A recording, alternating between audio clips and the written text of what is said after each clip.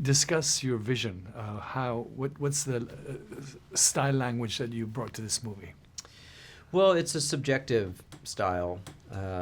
It's not meant to be objective reality. It's meant to be experiential, with the goal of putting you into her shoes, because it's harder to judge someone when you are them. And so all the decisions that I made stylistically, the use of magic realism, both from a production design standpoint and also through the cinematography, all of that was to help us feel what she's feeling.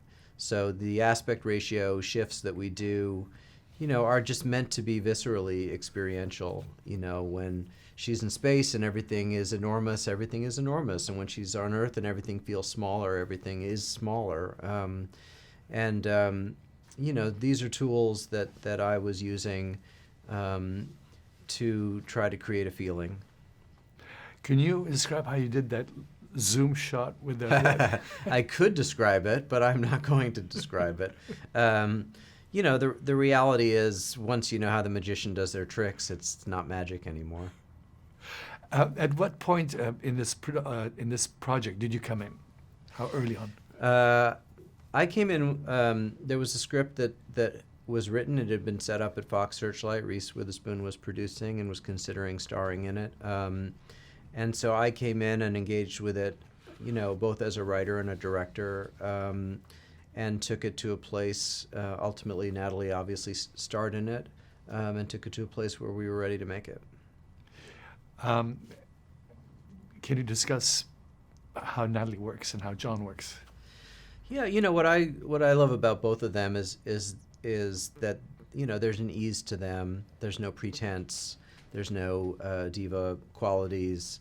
I'm a firm believer that we should do our best work and go home to our families, and that you can make great art without great suffering. They're on board for that. Natalie, obviously she makes fewer movies than she used to. And I think she protects her time with her family, as do I. And so I think it's a nice thing to make a movie with people who you feel share your values. And it also means that when it's time to get to work, they come 100%, because, they don't want to be there for 24 hours working the scene over and over again. You got some great performances from Ellen Burstyn as well. Yes. Well, I don't know if I got one. She brought one, but yes, Ellen was very funny, and she was very Ellen.